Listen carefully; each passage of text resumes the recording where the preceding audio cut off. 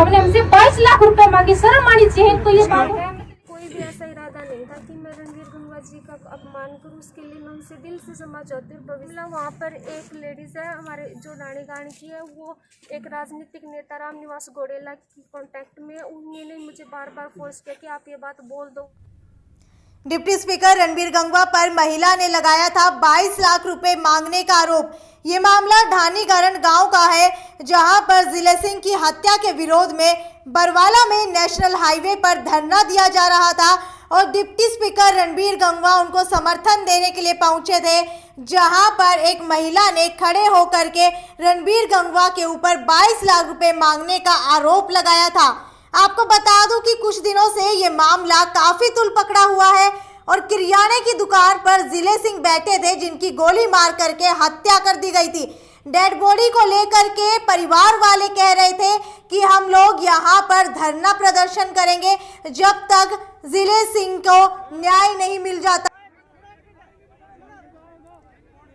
जिस महिला ने डिप्टी स्पीकर रणबीर गंगवा के ऊपर आरोप लगाए थे, उस महिला ने आज खुद सामने आकर के माफी मांगी है और बताया कि उसके ऊपर एक महिला जिसका नाम बिमला है, उसके द्वारा दबाव बनाया गया था और उन्होंने इसीलिए ये सारी बातें कही ताकि उनके पिताजी को जल्दी न्याय मिल सके।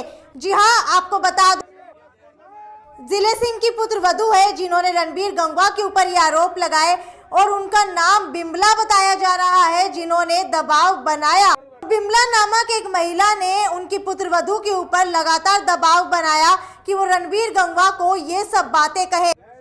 जिले सिंह की पुत्रवधू ने साफ साफ रामनिवास घोडेला का नाम यहाँ पर लिया है और बताया है कि रामनिवास घोडेला के कांटेक्ट में थी बिमला, जिन्होंने जिले सिंह की पुत्रवधू के ऊपर आरोप लगाए और रणबीर गंगवा के बारे में ये सब कहने को कहा। चलिए आपको भी सुनवाते हैं कि आखिरकार उस महिला ने इनके ऊपर दबाव बना करके क्या कहने के लिए कहा था। सुनिए।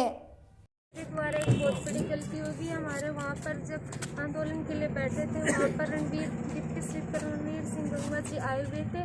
मेरे द्वारा एक गलत स्टेटमेंट होगी, इसके लिए मैं क्षमा चाहती हूँ। उसके लिए मुझे वहाँ पर एक ग्रामीण ऐसी लेडीज ने, जिसका नाम बिमला है, उन्होंने कहा था कि अगर आप ऐसी बातें बोलोगे तो आपको जल्दी न्याय मिल जाएगा।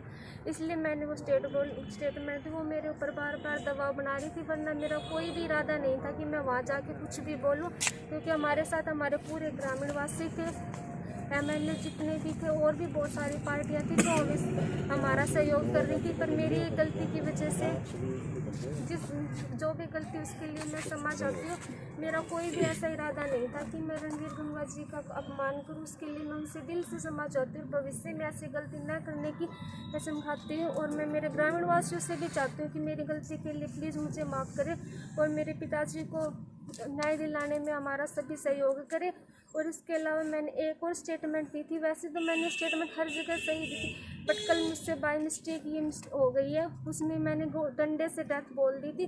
जो शिव कॉलोनी मर्डर केस हुआ था, उसमें डेथ जो हुई थी वो रियल में गोली से ही हुई थी, पर मेरे द्वारा गलत बोले जाने की वजह से मैं ये अपनी स्टेटमेंट आज वापस ले रही हूँ और सभी से निवेदन करती हूँ कि प्लीज़ मेरे को माफ़ करें और मेरे पिताजी को न्याय दिलाने में सभी ग्रामीणवासी, सभी एमएलए, जो भी पार्टी वो हमारा सहयोग करें। कौन है बिमला? बिमला कौन है? बिमला वहाँ पर एक लेडीज़ है हमारे जो रानी गानी की है, वो एक राजनीतिक नेता रामनिवास घोडेला की कांटेक्ट में। उन्होंने मुझे बार बार फोर्स किया कि आप ये बात बोल दो वहाँ पे, वरना मेरा कोई इरादा नहीं था, क्योंकि मेरे साथ हमारे पूरे परिवार के साथ ग्रामीण वासी थे। हमें उन पर पूरा विश्वास था कि वो हमें न्याय दिला देंगे। इसलिए मैं समझ चाहती हूँ कि मेरी ये गलती की वजह से कोई भी हमारे गंगवा साहब से आप पहले मिले थे कभी? नहीं, मैं गंगवा से कभी नहीं मिली जी, मेरी गलती है ये। उनके घर गए थे कभी क्या? नहीं, मैं कभी नहीं गई, बस मैं कह रही हूँ मेरी से गलती होगी, इसके लिए मुझे माफ़ कर दो। उनके ऊपर जितने भी आरोप लगे हुए बेबुनियाद है। धरना स्थल के ऊपर कल माननीय रणबीर सिंह जी डिप्टी स्पीकर हरियाणा विधानसभा वहाँ पहुँचे।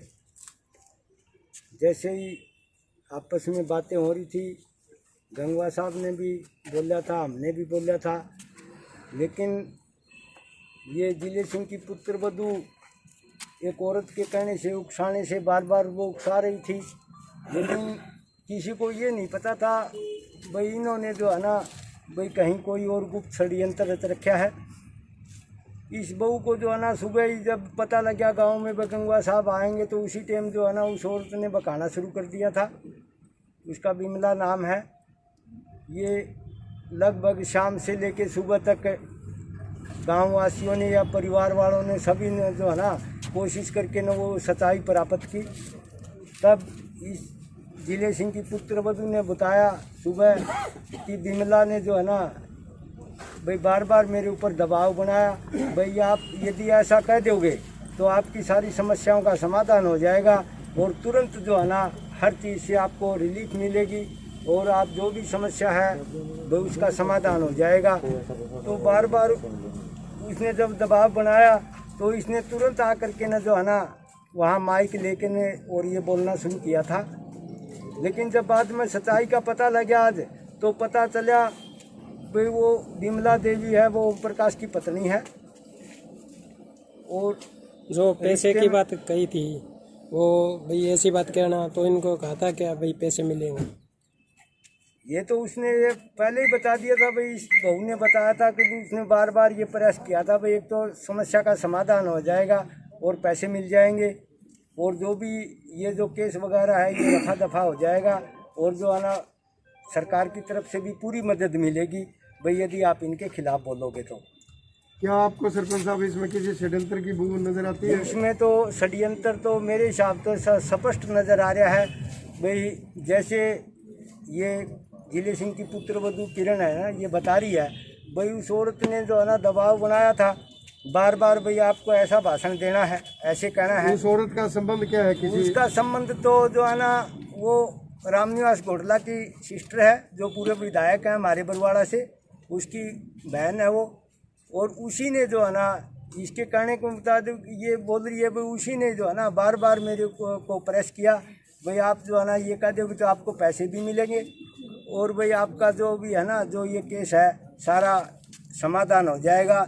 इस करके ना जब ये उस षड्यंत्र के तहत हो सकता और भी लोग थे, ताकि क्यों जब जैसे ही इस किरण ने ये जो भाषण दिया था माइक के ऊपर जब ये बोल ली तो कुछ बाहर के लोग थे जो सड़क के किनारे खड़े थे। गंगवा साहब के आने के बाद कुछ बाहर के लोग खड़े थे, उन्होंने ये बोलने के बाद उन लोगों ने तालियां भी बजाई थी, लेकिन वो लोग ढाणी गारण के या और नहीं थे ये।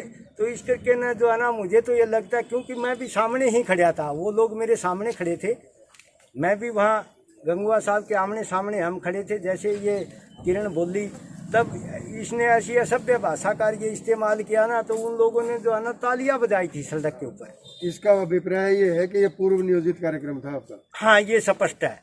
तब इसको जो है ना गंगवा साहब के आने के बाद मैंने जो है ना बड़ा दुख हुआ, जैसे भी वो कमेटी वहाँ बैठी थी बड़ा दुख हुआ सबको ये दृश्य देख करके ना।